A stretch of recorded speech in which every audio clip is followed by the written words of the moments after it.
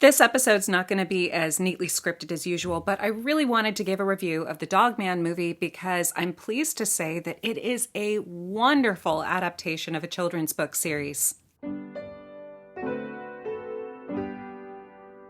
I took the kids out to see the movie when it came out. Unfortunately, it came out a week later here in Britain than it did in America, so that's why this review feels a little bit late.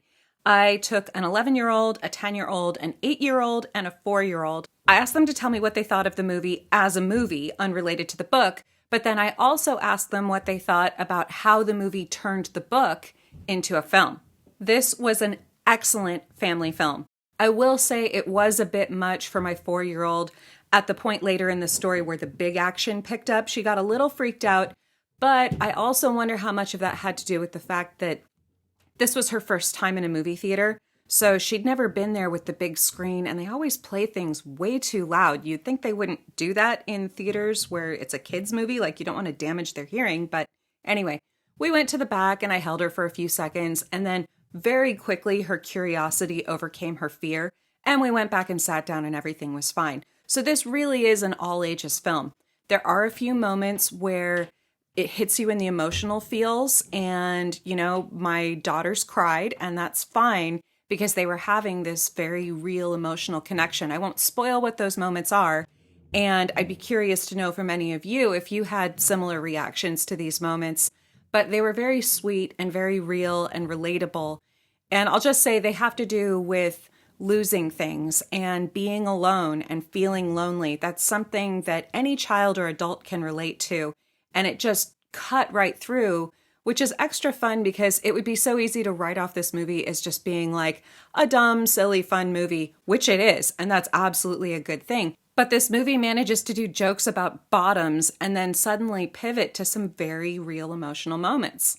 I asked the kids to tell me what they thought was best interpreted from the book to the screen, and they said that it really nailed the sense of humor and the art style. Totally agree. I really liked how it incorporated text into a lot of the animation where, occasionally someone would shout something or make a sound and the letters would appear on the screen. And it's this nice little homage to the fact that it started as a comic book.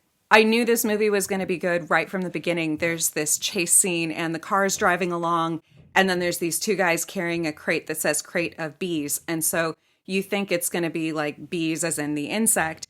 But then when the crate bursts open, it's actually a bunch of letter B's. And I was like, perfect. They've nailed it. They've got this silly pun. This is just fun. It's all very lighthearted. You're not supposed to overthink it. Just enjoy the ride. The other thing that told me they definitely had gotten this one right is as soon as Petey bursts onto the screen, he yells out, "Ha ha ha, suckers," like S-U-C-K-A-S, which is straight from the book. Dropping the R's off the end of words is kind of something that Dav Pilkey does in his book. It just makes it more fun to read and say. And I have to say that Pete Davidson absolutely stole the show with his voice work. He deserves all the awards. I mean, he was literally born to play the role of Petey. And well done him. I think he's the standout actor of the show. Although I also really loved Lil Ray Howery's voice work as the chief. This is a character who's cranky, but it's not because he's a bad guy.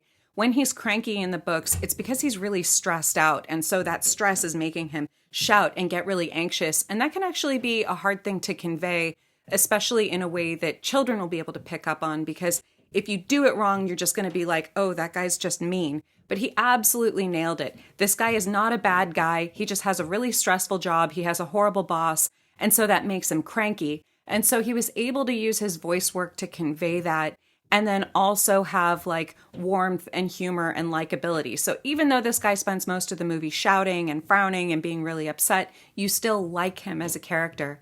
My only main criticism is that there's a bunch of points in the movie where it's just too noisy. People are talking too fast and they're kind of talking over each other, or something's coming from like off screen. And there were several jokes that I know people just didn't hear. Clearly there was something that was supposed to be funny. And there was even a case where, a woman was speaking from off screen. She's one of the cops. And then there's something that's clearly supposed to be a callback to what she said, but nobody laughed because they couldn't hear it. I have to say, generally, the sound mixing is the weakest part of this film, but it doesn't ruin it. It's still really great. And since Most of the jokes are reinforced with visuals. It worked just fine. I've avoided spoilers up until this point, and I don't intend to spoil the movie, but this is where I'm going to get into slightly more spoilerish territory. So if you don't want to hear any of that, now's a good time to stop the video and maybe come back after you've seen Dogman. So there's a point in the movie where a phone number appears on screen, and I paid attention to it because the prefix is 818, and I grew up in the 818. I managed to look it up and see what this number is. I don't know what it is, I suspect, but I thought it would be fun to call it and share my reaction with you. Okay, let's call. It's 818-695-3644.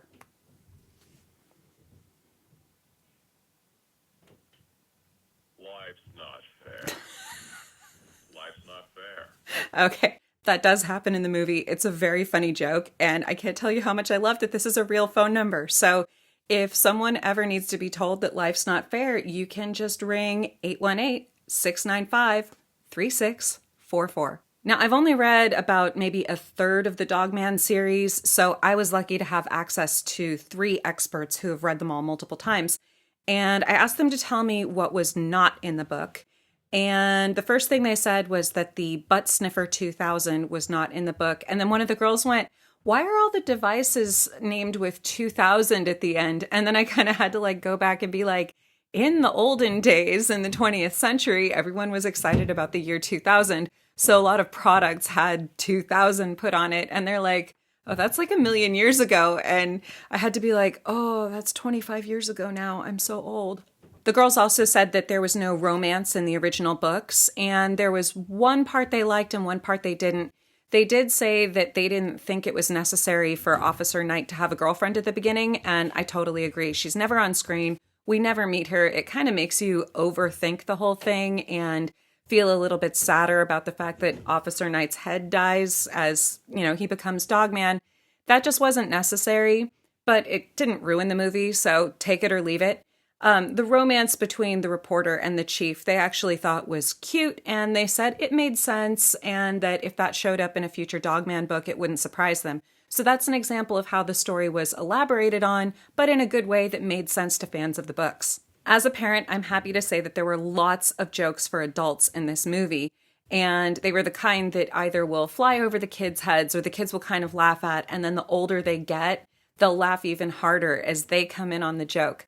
One of the ones I liked is that, someone's shopping online and everything is an air fryer, which is so true. It's like you go online and everything's just like air fryer, air fryer, air fryer. Where's the thing I'm actually looking for? So that was a funny joke. I like the fact that Dogman was listening to the song Flowers by Miley Cyrus to sort of lament the loss of his old life. It was just really nice little use of a music clip there.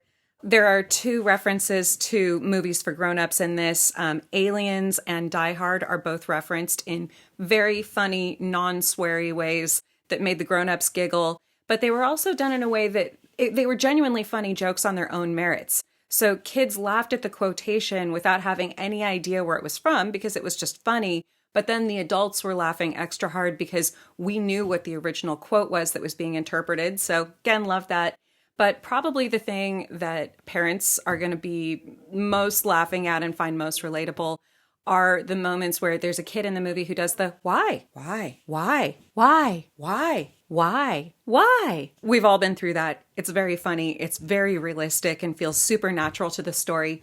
The other thing it had was when kids go, "I'm sleeping with you." And as the adult, you're like, no, I don't want you to. Please don't. Because you're not going to get any sleep. And so there's the back and forth of "I'm sleeping with you." "No, you're not." "Yes, I am." "No, you're not." "Yes, I am." And again, very relatable. Unfortunately, that one was just a little too real for me. That's definitely been my experience with having kids. So Dogman was loads of fun. I strongly recommend taking your kids to go see it. It's just a good time at the theater. It's silly. It's dumb. It's really, really faithful to the books, and I'm also pleased to say that the day is saved by reading a book. I can't even think of the last time that I saw something like that in a movie. So I love that even though this is a fun movie in its own right, and it does a lot of really interesting things with the visuals and the performances are great, it really stays true to its roots in the comic book series by Dav Pilkey. And because of this, I am going to award it my highest Snape score ever. I give out Snapes to films based on how faithfully they interpret a book. That doesn't have to do with how good I think the movie is. There's plenty of good movies with a low Snape score, but this one is not only a good movie, but I am giving it 4.5 Snapes for being an outstanding interpretation of a children's book. But have you seen Dogman? What did you think of it? What did your kids think of it? And what's your favorite juvenile joke? Let me know.